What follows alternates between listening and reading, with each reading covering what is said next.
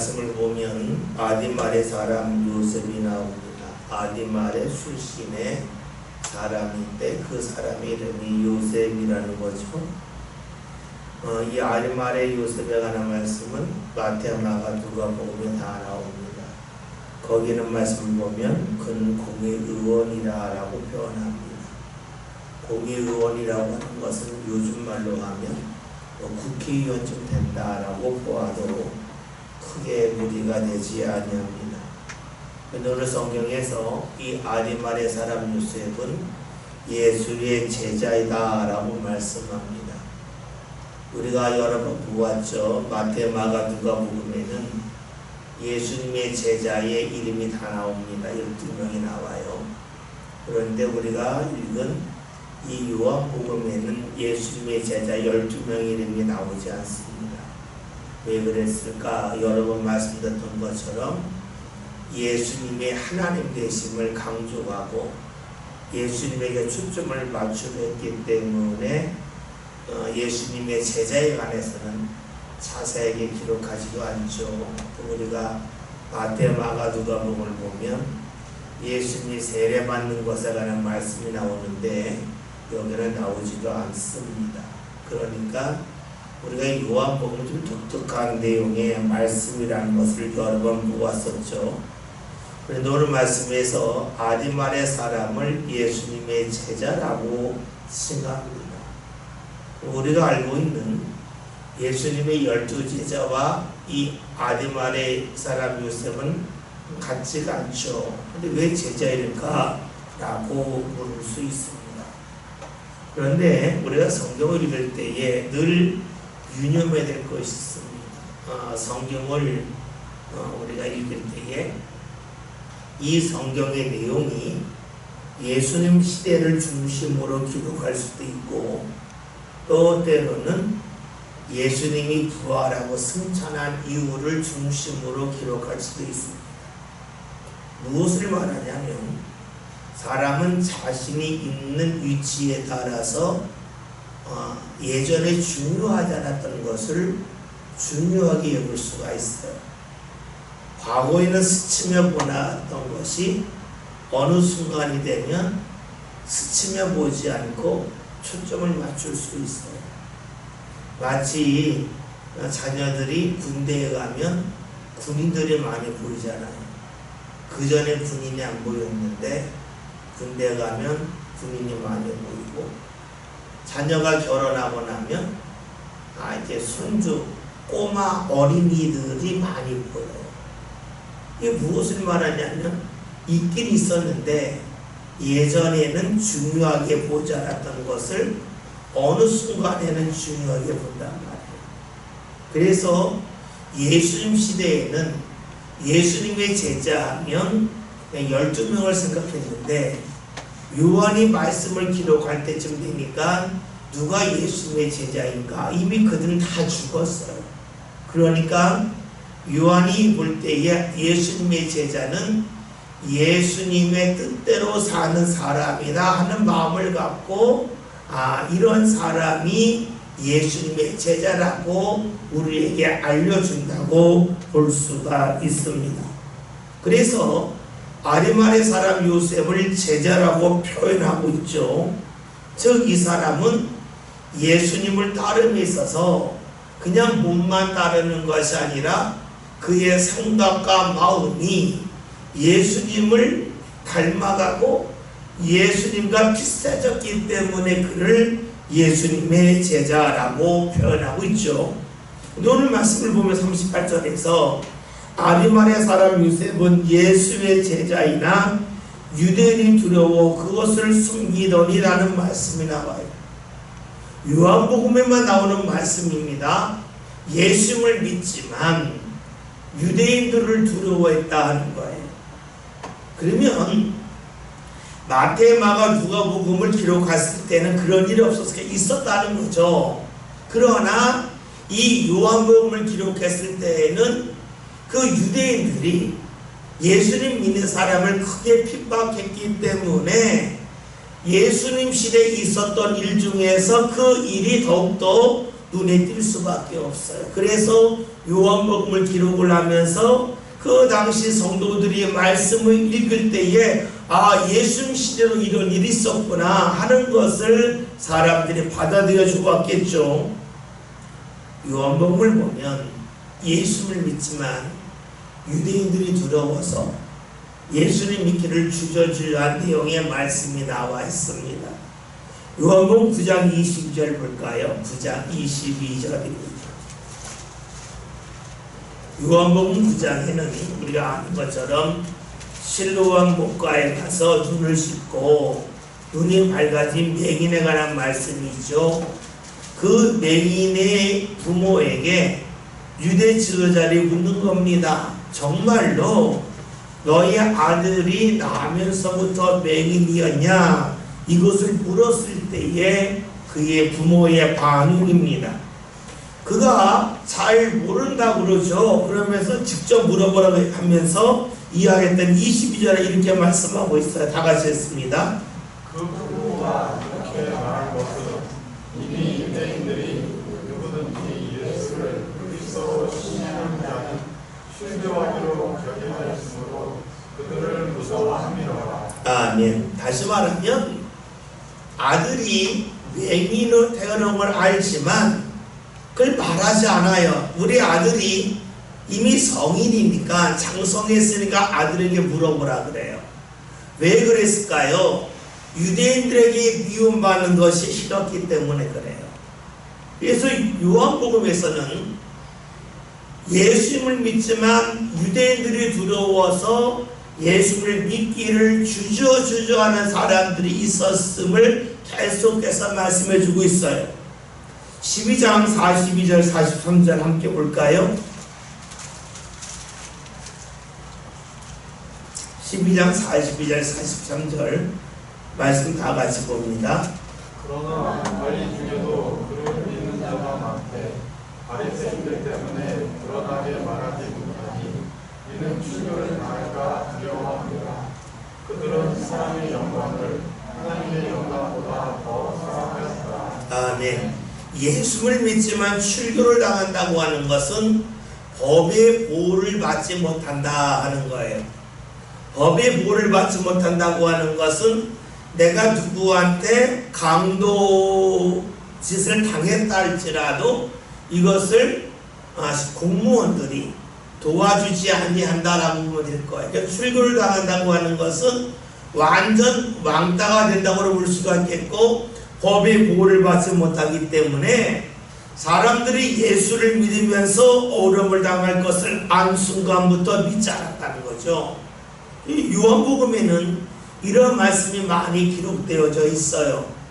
왜 기록되어졌을까요? 그 당시 상황이 그러했기 때문에 그래요. 즉 예수님 시대도 그랬지만 요한복음을 기록할 당시에 많은 성도들이 그런 어려움을 겪고 있었어요. 그러니까 사람들은 자신의 있는 자리에서 무언가 보잖아요. 내 상황과 비슷한 것에 더 관심이 가잖아요. 요한복음에서는 그런 부분을 집중적으로 말씀해 주고 있죠. 이것은 우리의 삶도 역시 그래요. 우리가 말씀을 읽을 때에도요, 아무런 말씀을 내가 다 모든 말씀을 다 붙잡는 건 아니에요. 말씀을 들을 때에 내 상황과 비슷한 그런 내용의 말씀을 붙잡게 되어져 있어요.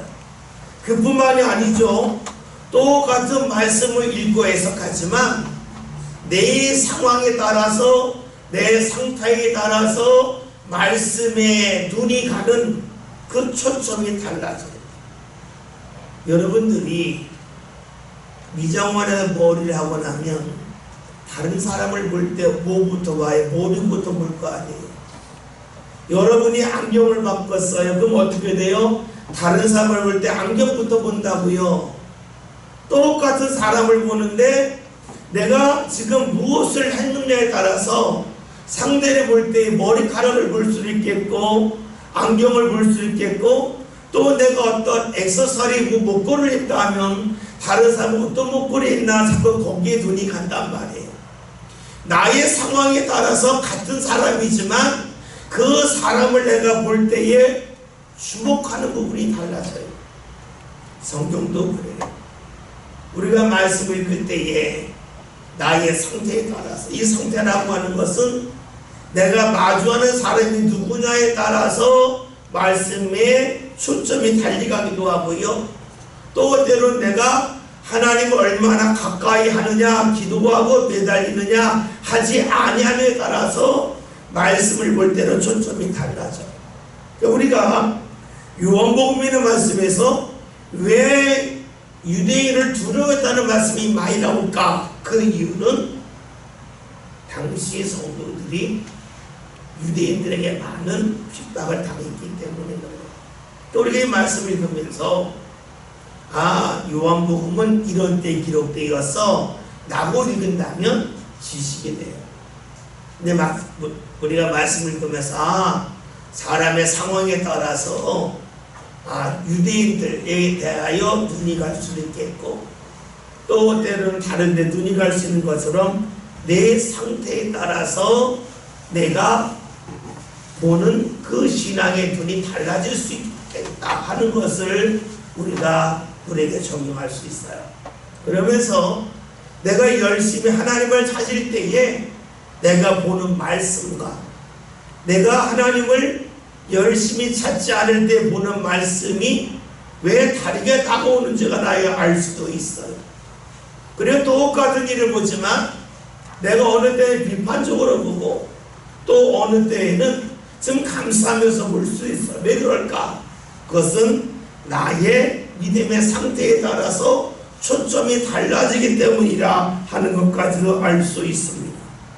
오늘 말씀을 보면 38절에서 유대인이 두려워 그것을 숨겼더니, 그런데 이루가 뭡니까?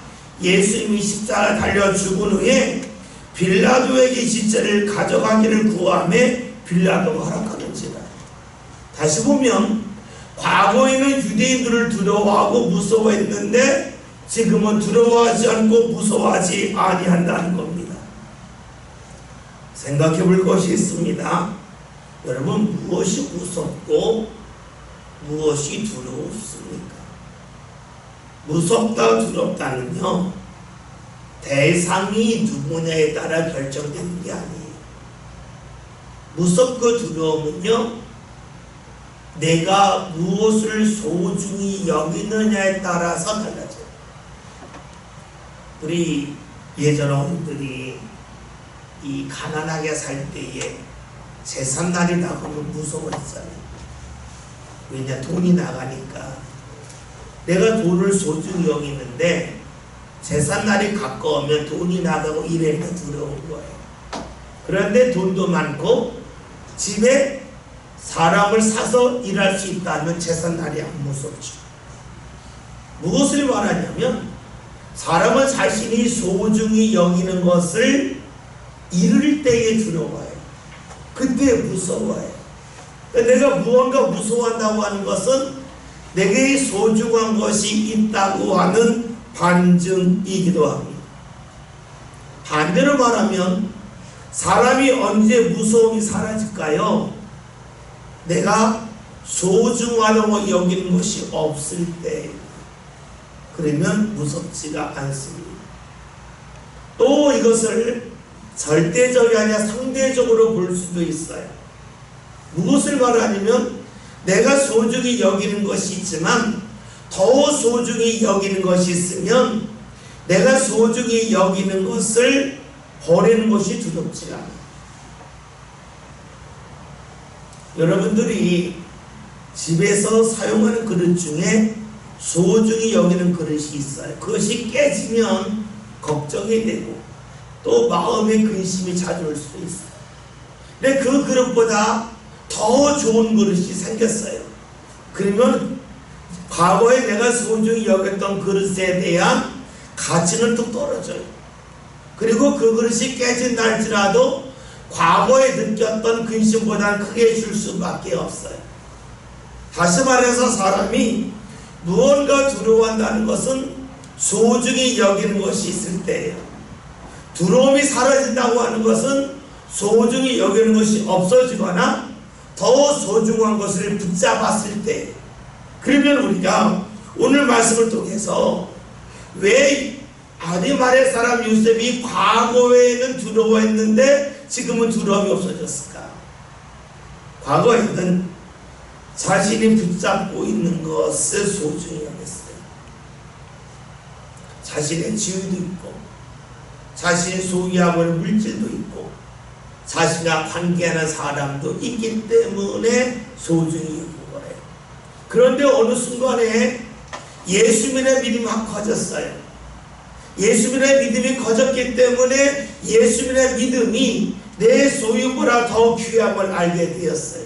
그러니까 예수님을 붙잡기 위해서 자신이 소중히 여겼던 것을 내려놓는 것이 두렵지가 않는 거예요. 더 소중한 것을 붙잡게 되면 자신이 붙잡고 있던 것을 내려놓는 것이 두려워지지 아니해요. 오늘 말씀에서 아리마의 사람 요셉이 과거에는 유대인이 들어와서 자신이 예수님 믿는 것을 숨겼는데 예수님이 돌아가신 후에 당돌하게 담대하게 예수님의 시체를 달라고 말했던 이유는 예수님에 대한 믿음이 커졌기 때문이에요. 이것을 마태복음에 있는 말씀대로 하면 어떤 사람이 일하다가 밭에서 숨겨진 보화를 발견한 후에 자신의 모든 것을 팔아서 그걸 샀다는 거예요. 다시 말하면 그 보화가 있는 밭을 그가 사기 위해서는 다른 것을 버려야 되는데 그것이 더 이상 무섭지 않았다는 거예요. 이것을 예수님에 관한 말씀으로 보면 밭에 감추인 보화는 예수님이 될 거고 그가 소유하고 있던 것은 그가 공회위원이라고 하는 것, 그가 가지고 있는 물질, 지위 이런 것을 말하겠죠. 그러니까 소중한 것을 발견한 다음에 불소중한 것을 버리는 것이 두렵지 않게 되었다. 이것이 예수님의 비유에 관한 말씀인데 이 말씀이 아리마의 사람 요셉에게 이루어졌다고 볼 수가 있어요. 우리가 하나님 앞에 나올 때에 예물을 드리잖아요. 예물을 드릴 때에 어떤 분은 예물을 드리지만 어떤 분은 못 드려요. 왜 못 드릴까요? 이유는 간단해요. 예수님이 내 삶 가운데 보배라 밭에 감춘 보화와 같다는 것을 내가 발견한 사람이라면 예물을 드릴 수가 있고 시간을 드릴 수가 있어요. 그걸 발견하지 못했어요. 그거 어떻게 해요? 내가 가지고 있는 것이 소중한 거예요. 더 소중한 것을 발견하지 못했기 때문에 그것이 내가 붙잡아야 된다. 그것을 놓는 것이 두렵다라고 볼 수가 있습니다. 오늘 말씀 아리마의 사람 요셉은 예수님을 믿지만 과거에는 믿음을 드러내는 것이 두려웠지만 이제 두렵지 않다. 다시 말하면 그의 믿음이 자랐다 성장했다고 볼 수가 있겠고 예수님에 대한 자신이 보는 눈이 더욱더 크게 열렸다라고 볼 수도 있습니다. 우리가 십자가에 관한 말씀을 볼 때에 이 십자가를 두 가지로 봐야 로마 사람들이 들어봐야 돼요. 로마 사람들은 이 십자가에서 사람을 죽게 할 때에 이 다리에다 못을 박기도 하지만 이 다리 밑에 다시 나무를 갖다 대요. 나무를 갖다 대면 어떻게 될까요? 체중을 받쳐주잖아요. 이 받쳐주기 때문에 이게 오랫동안 견디는 거예요. 근데 우리가 그 앞에 있는 말씀에서 다리를 꺾었다는 말씀을 보았었는데 다리를 꺾는다는 말은 뭐 무릎이나 아니면 이 복숭아 뼈를 방치로 딱 깨는 거거든요. 깨면 어떻게 되겠어요? 이 몸이 체중을 받쳐줬던 이 받침대가 아무런 소용이 없겠죠. 그러면 몸이 탁 내려앉겠죠. 그러면 피가 쏟아지기도 하고 그로 인해서 이 심장이 눌려서 빨리 죽기도 해요. 그런데 로마 사람들이 원했던 것은 십자가에 달린 사람들이 오래 사는 거예요. 그래서 그 고통을 많은 사람들이 보게 하기를 원해요. 그런데 유대인들의 생각은 달라요. 유대인들의 생각은 어떻게 다르냐면요, 유대 사람들은 자신이 살고 있는 땅은 하나님이 주신 땅이라는 믿음이 있어요. 그래서 우리가 성경에 자주 나오는 것처럼 땅을 팔면 안 된다는 거잖아요. 우리가 열왕기상 21장을 보면 나무 포도원에 관한 말씀이 나오잖아요. 아합 왕이 그 포도원을 살려고 했더니 팔 수 없다고 그러잖아요. 왜요? 그 땅의 주인은 하나님이고 자신은 잠시 거쳐가는 거이기 때문에 거래하면 안 된다는 거예요. 근데 그 속에는 어떤 뜻이 있냐면 자신의 땅은 거룩하라는 뜻이 있어요. 우리가 성경을 보면 이스라엘의 진 또는 영이라는 말이랑 진이라고 하는 것은 우리가 진리를 구축하는 걸 말하잖아요. 그래서 우리가 성경에 있는 말씀을 보면 사람들이 뭐 대변을 본다 할 때에도 지금 밖에 나가서 대변을 보고 흙으로 덮는단 말이에요. 우리 왜 그럴까 하겠지만 그들은 자신이 거하는 땅은 거룩한 땅이라는 마음이 있어요. 거룩하기 때문에 거룩하지 않는 곳에 가서 더러운 곳을 버리고 와야 돼요. 마찬가지예요. 사람이 죽을 때에도 죄를 범한 사람들은 땅에서 죽으면 안 돼요. 그래서 이스라엘 사람들은 잘못된 사람들은 어디서 죽겠냐면 나무 위에서 죽겠어요. 나무 위에서 죽는다고 하는 것은 그 사람은 땅에서 죽을 만한 가치도 없다는 거예요. 얼마나 그 사람이 죄가 많기에 땅에서도 죽으면 안 된다고 했습니다. 그래서 나무에 매달린 사람을 성경에는 뭐라고 하냐면 저주당한 자라고 말해요. 한번 성경 찾아볼게요. 신명기 21장 22절 23절 구약성경 295면입니다.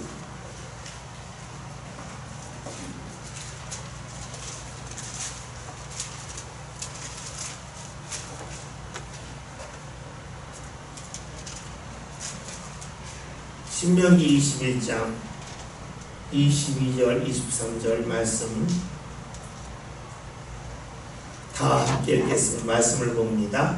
사람이 만일 죽을 죄를 범하고 내가 그를 죽여 나무 위에 달거든 그 시체를 나무 위에 밤새도록 두지 말고 그날에 장사하여 내 하나님 여호와께서 내게 기업으로 주시는 땅을 흩어지지 말라.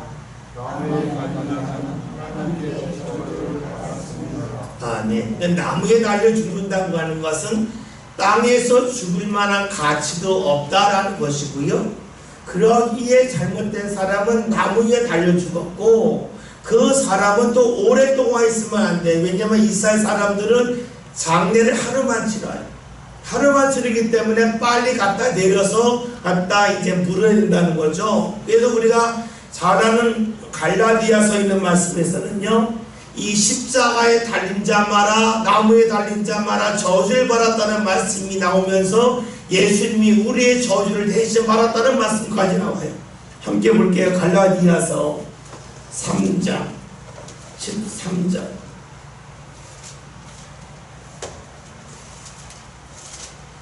신약성경 306면입니다.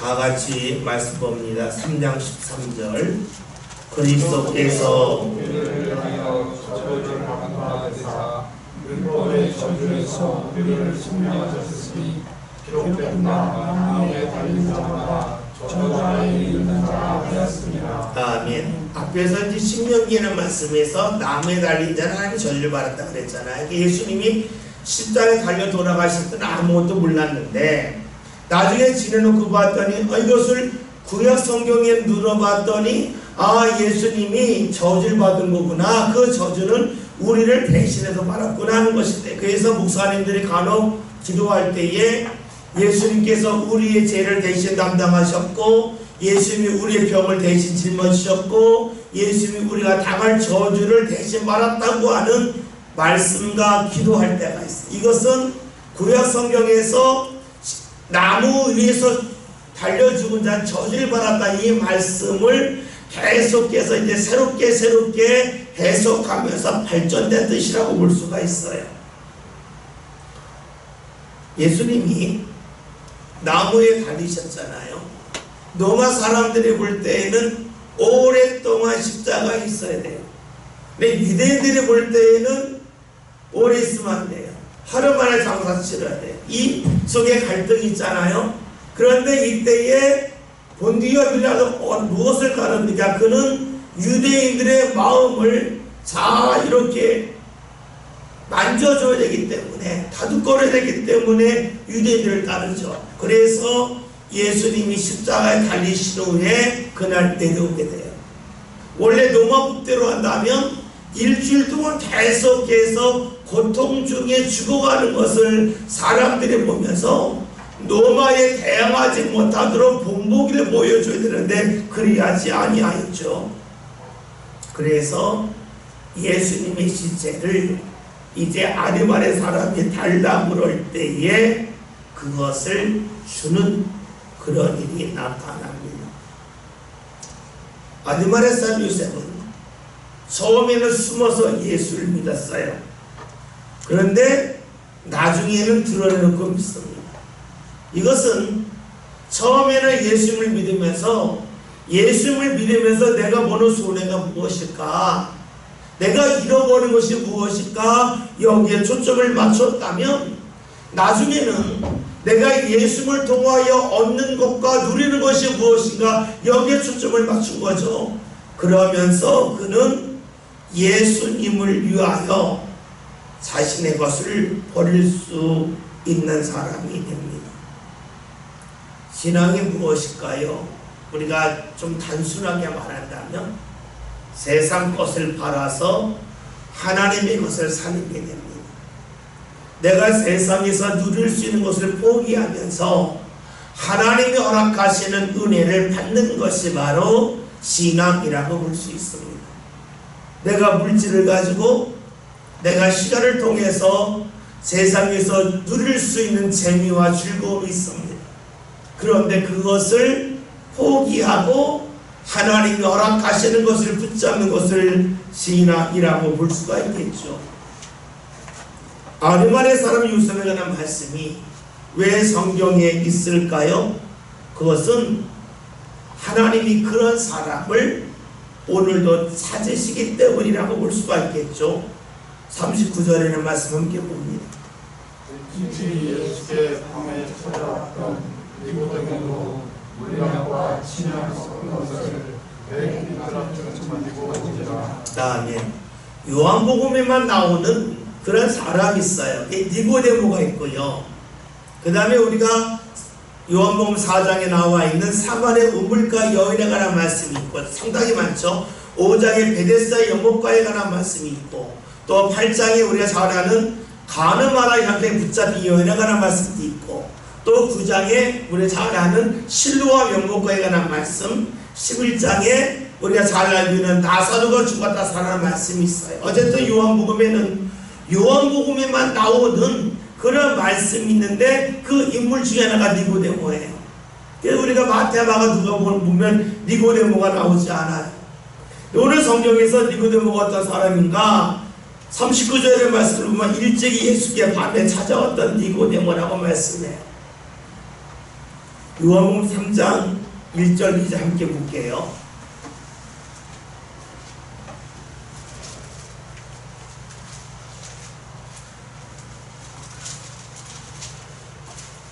요한복음 3장 1절 2절 함께 봅니다. 그런데 바리새인 중에 니고데모라는 사람이 있으니 유대인의 지도자라. 그가 밤에 예수께 와서 이르되 랍비여, 우리가 당신은 하나님께로부터 오신 하나님이 함께하시지 아니하시면 당신이 행하시는 이 표적을 아무도 할 수 없음이니이다. 아멘. 니고데모가 예수님의 견에 밤이었다는 거죠. 많은 분들이 해석하지 왜 밤이었을까? 다른 사람 눈에 띄고 싶지 않아서 예수를 믿지만 몰래 믿은 사람, 드러내놓고 믿지 못한 사람이라고 우리가 해석을 많이 해요. 그런데 니고데모는요 여기서 멈추지 않습니다. 요한복음 7장을 볼까요? 7장 50절부터 52절 신약성경 158면입니다.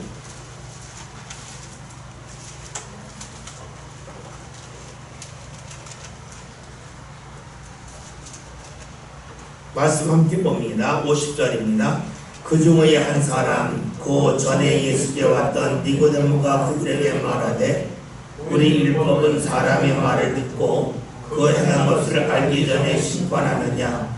그들이 대답하여 이르되 너도 갈릴리에서 왔느냐. 찾아보라. 갈릴리에서는 선지자가 나지 못하느니라 하였더라. 아멘. 우리가 요한복음 10장의 말씀을 보면 니고데모가 예수님을 옹호하는 것에 관한 말씀이 나와요. 물론 적극적으로 끝까지 옹호하지 못하지만 일시적으로 옹호합니다. 그러니까 요한복음 3장에서는 니고데모가 홀로 믿고 숨어서 믿었지만 7장에서는 어느 정도 말을 하고 또 요한복음 19장에서는 담대하게 자신이 믿는 것을 드러냅니다. 그러니까 요한복음에서는 이 니고데모가 믿음이 하나하나 성장하는 것을 하나 우리에게 알려줘요. 사실 이런 내용이 상당히 많아요. 요한복음 4장에서 사마리아 우물가 여인이 예수님 물을 달라 하니까 당신이 유대인으로서 왜 나에게 물을 달라 합니까? 라고 말하다가 내가 너에게 목마르지 않은 물을 주겠다 했더니 당신이 야곱보다 큰 자입니까? 라고 말하다가 또 나중에 예수님의 말씀을 듣고 너에게 남편에 5 있다는 말씀을 하니까 당신은 선지자입니다 라고 말했다가 나중에는 메시아라고 고백하는 내용이 나오죠. 요한복음의 특징은요, 한 사람의 믿음이 점차적으로 성장하는 것을 계속 말씀해줘요. 사마리아 우물가 여인도 그랬고 또 이 니고데모도 그렇습니다. 이 요한복음에서 우리에게 하나 주시는 말씀은 우리의 믿음이 처음에는 밤에 찾아가는 믿음일 수가 있겠지만 나중에는 예수님을 옹호하는 그런 믿음이 될 거고 나중에는 헌신하는 믿음의 사람이 될 거라고 우리에게 알려주고 있어요. 사실 우리가 그래요. 교회에서 예배할 때요, 예배 시간에 예배 잘 안 하시는 것처럼 보이는 분이 있는데 그분이 밖에 나와서 안 믿는 사람과 이야기할 때 보면은요 굉장히 믿음 좋은 사람처럼 보이기가 있어요. 예수님 꼭 믿어야 된다. 본인은 예배 시간에 잘 믿는 것 같은데 밖에 나가서는 예수님을 옹호하는 사람이 있어요. 그러나 나중에는 열심히 있는 성도를 뒤바꾸기도 하죠. 마치 니고데모와 같은 모습으로 바뀌는 것을 우리가 볼 수 있어요. 그런데 우리는 여기서 물어낼 것이 있어요. 니고데모가 왜 이렇게 용감해졌을까 하는 거예요. 물론 그의 믿음이 자라서 과거와는 달리 예수님을 옹호하는 데서 멈추지 아니하고 예수님을 위하여 자신의 것을 공개적으로 헌신한 사람으로 성장했다고 볼 수도 있어요. 그런데 그 앞에 있는 말씀은 어떤 말씀이냐면 아디말의 사람 요셉에 관한 말씀이에요. 아디말의 사람 요셉이 무엇을 했냐면 예수의 시체를 달라고 그랬어요. 그리고 니고데모가 준비하는 것은 시체의 말을 상품이에요. 그러면 니고데모가 이렇게 지금 예수님의 몸의 발을 상품을 달라고 할 수 있었던 이유는 예수님의 시체를 아디말의 사람 요셉이 가져갔기 때문에 가능해요. 즉 니고데모의 믿음이 이렇게 성장하는 것은 시간이 지나면서 성장할 수 있겠지만 아디말의 사람 요셉의 적극적인 믿음을 보고 그가 믿음 가운데 성장했다고 볼 수도 있어요. 즉 아디말의 사람 요셉의 믿음이 니고데모의 믿음을 일깨우고 그의 믿음을 더욱더 성장시키는데 쓰임받았다고 볼 수도 있습니다. 무엇을 말하냐면 한 사람의 움직임, 아디말의 사람 요셉의 움직임이 다른 사람의 움직임, 니고데모의 움직임을 이끌어냈다고 볼 수도 있어요. 그렇죠? 오늘 우리의 삶도 그러할 수 있습니다. 나의 열심 있는 믿음이 있기 때문에 내 주위에 있는 사람이 믿음 가운데 나올 수 있습니다. 내가 열심을 내지 않으면 내 주위에 있는 사람이 열심 있는 가운데 주님 앞에 나오기 힘들겠지만 내가 아리마의 사람 요셉과 같은 믿음으로 주님 앞에 나온다면 내 주위에 수많은 니고데모가 나올 수도 있습니다. 이것을 우리 가정으로 본다면 나의 열심 있는 믿음과 열심 있는 기도가 나의 배우자와 나의 자녀들을 믿음 가운데 이끌어낼 수 있습니다. 나는 아리마의 사람 요셉이 되지 아니하면서 내 주위에 있는 사람이 니고데모만 되면 좋겠다라고 여긴다면 그것은 성경적이라고 보기는 쉽지 않을 겁니다. 영향을 미치려면 내가 움직임이 있어야 됩니다. 그리고 영향을 미치려면 내게 사고도 넘쳐야 돼요. 우리 옛말에 장독에서 인신난다는 말이 있어요. 남에게 주는 것을 아무리 좋아하는 사람이랄지라도 빚을 해서 줄 수는 없어요. 자신의 장독에 무언가 쌀이 있어야만 많아야만 많이 줄 수 있는 거예요. 마찬가지예요. 믿음도 나에게 차고 넘쳐야 줄 수가 있어요. 내게 믿음이 부족하다면 줄 수 있는 믿음, 나눌 수 있는 믿음도 거의 없을 수 있겠죠. 우리가 잘 아는 말씀 중에 열왕기하 2장에 엘리야가 승천할 때에 엘리사가 구하는 것이 있어요. 그 구하죠. 무엇을 구합니까? 성령의 역사가 나에게 갑절이 있기를 원합니다 라고 구해.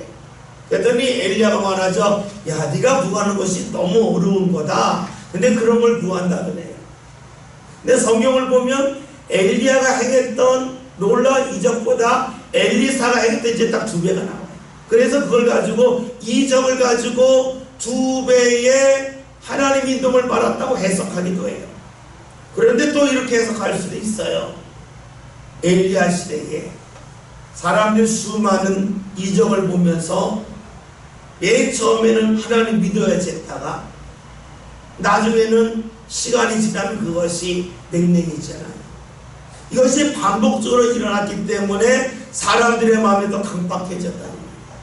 강박해졌기 때문에 더 많은 능력이 있어야만 그들이 하나님을 믿을 수 있다라고 해석하기도 해요. 어쩌면 우리 시대가 그럴 수도 있어요. 우리 시대에 많은 이들이 예전보다 마음이 딱딱해졌어요. 순수함이 많지가 않아요. 예전보다 계산이 빨라졌어요. 그래서 하나님 앞에 나오면서도 수많은 계산을 해요. 내가 이 교회 가면 내가 조용히 신앙생활을 할 수 있을까? 이 교회 가면 나에게 요구하는 것이 무엇이 있을까? 뭐 혹시 시키지 않을까? 이런 수많은 계산 속에서 신앙생활을 하라고 해요. 여러분, 그러한 때에 우리에게 필요한 것이 무엇일까? 어쩌면 엘리사가 구했던 것이 되겠죠. 예전보다 더 강력한 성령의 역사, 성령의 인도하심이 필요합니다. 이러한 기도가 필요할 거예요. 어쩌면 우리가 우리의 자녀들을 믿음으로 이끌고 자녀들의 믿음 건에 살기를 원한다면 우리의 부모 때보다 어쩌면 하나님의 역사가 더 갑절로 나타나야만 가능할런지를 몰라요. 엘리사가 구했던 것처럼 말이죠. 이를 위해서 우리에게 필요한 것이 무엇입니까? 아리마의 사람 요셉이 있기에 니고데모가 나왔다는 거예요. 오늘 내가 아리마의 사람 요셉처럼 다음 되질 때에 과거에는 두려웠지만 하나님의 은혜를 통해서 두려움이 사라졌을 때에 내가 아리마의 사람 요셉이 될 수가 있고 내 뒤에 수많은 니고데모가 나올 수가 있겠죠. 우리가 이를 위해서 주님 앞에 구할 필요가 있을 겁니다. 40절 말씀 함께 봅니다. 예수의 시절을 가져다가 유대인의 장례 목대로 그 양품과 함께 세마포로 쌓았다. 아, 네. 우리가 알고 있듯이 그 이스라엘의 그 중동 지역의 특징은 장사를 그날 치른다는 거예요. 성경에는 그런 말씀이 남아있죠. 사도행전 5장에 있는 말씀을 보면 아나니아와 삽비라가 라는 말씀이 있잖아요. 아나니아와 삽비라가 예물을 드릴 때 다 드렸다 거짓말하니 숨겨놓고 그랬더니 그 아나니아가 죽죠. 죽고 나서 바로 이제 가서 장사를 지내고 왔는데 삽비라가 왔잖아요. 삽비라에게 이게 다 안 했더니 달아라고 말했더니 또 그도 죽으니까 또 다시 장사로 가는 말씀이 사도행전 5장에 나와 있어요. 그쪽 지역의 특징은 그날 죽은 사람을 그날 장사하시고 우리나라처럼 3일장, 5일장의 하루예요. 그래서 우리가 예수를 믿지만 솔직해질 필요가 있어요. 우리가 예수 믿는다고 해서 다 성경대로 사는 건 아니에요. 왜냐? 성경에는 하나님의 뜻과 말씀도 있지만 이스라엘 사람들이 살고 있는 그 지역적인 그 특징을 고려한 말씀도 있어요. 그것이 뭐예요? 그날 장사 지내는 거. 여러분, 예수 열심히 믿는다고 해서 우리나라에서 그날 장사 치르는지 않죠? 최소한 2일장, 3일장 하죠? 그날 돌아가셨는데 그날 무덤에 가서 묻고 그렇지 않잖아요. 그 왜요? 우리의 그 문화예요. 그 성경에서도 성경의 문화가 있기 때문에 그날 장사 치러요. 그 우리가 성경 읽으면서 나는 말씀대로 살기 때문에 성경대로 다 산다는 것은 그것은 거짓말. 성경대로 산다고 그럴 때 성경에는 하나님 주신 말씀도 있고 하나님이 이스라엘 사람들이 살고 있는 그 지역적인 특성을 고려해서 그의 풍습을 인정해주는 말씀도 있어요. 여러분, 우리가 무조건 성경대로 산다 했을 때에 다 맞춘다고 하는 것이 때로는 틀릴 수 있어요. 우리가 돼지고기 먹냐 안 먹냐 이런 문제도 사실은 하나님의 말씀이기도 하지만 하나님이 이스라엘이 광야를 지날 때에 돼지 키우는 것이 적절하지 않았기 때문이죠. 왜냐하면 예전에 말씀드렸잖아요. 소는 풀을 먹잖아요. 양도 풀을 먹잖아요. 근데 여러분, 돼지는 사람이 먹는 밥도 먹잖아요. 돼지의 특징은 사람이 먹는 것을 같이 먹어요. 그러면 돼지를 키우면 어떻게 될까요? 돼지고기를 먹고 싶은 사람이 가난한 사람들에게 줄 양식을 안 주면 돼지에게 줄 수 있어요. 자기가 고기 먹고 싶어서. 그렇죠? 근데 소는 사람이 먹는 걸 먹지 않잖아요. 사람이 풀을 먹진 않잖아요. 그러니까 소와 양은 사람과 먹는 것이 달라요. 그러니까 키워도 문제가 안 돼요. 욕심 있는 사람도 가난한 사람을 뺏어서 소에게 줄 수는 없어요. 그러나 돼지는 달라요. 돼지는 사람과 먹는 것이 일치하는 부분이 많아서 가난한 사람을 뺏어서 줄 수도 있으니까 성경에서 돼지를 먹지 말라고 하는 말씀이 그것 때문에 가난한 사람의 양식을 빼앗는 탐욕에 빠지지 않게 하기 위함이죠. 우리가 말씀을 보면 좀 그런 부분이 있어요. 어쨌든 오늘 말씀은 예수님을 유대인의 장례법대로 그날 장사 지냈다는 말씀이죠. 41절 함께 봅니다. 예수께서 십자가에 못 박히신 곳에 동산이 있고 동산 안에 아직 사람이 장사한 일이 없는 새 무덤이 있느니라. 아멘. 예수 시대의 무덤이 어떨까 사실 궁금한데요. 저희 우리 교회 표가 있죠. 찬송화자 옆을 보면 십자가가 있고 이 네모난 그 동그란 거 있죠. 밑돌 같은 게. 그게 예수님 당시의 무덤의 구조예요. 밖에서 보면 저 큰 돌이 있는데 이 돌이 곰과 같은, 우리 축구공과 같은 그런 돌이 아니라 맷돌과 같은 돌이 이렇게. 그리고 그 밑에 약간 홈이 있어서 그 맷돌이 미루는 거예요. 미루면 굴러가겠죠. 굴러가서 딱히 막히게 되어 있고 그래요. 왜 그런 구조였냐면 그 당시에는 가족묘였어요. 이 무덤이라고 하면 우리가 생각하는 게 아니라 동굴과 같은데 동굴 같은 데는 이 시체를 안치하고 그것이 다 되면 옆에다 이렇게 쌓아둬요. 가족묘예요. 가족묘이기 때문에 무덤을 한번 닫고 나서 끝이 아니라 또 열어야 돼요.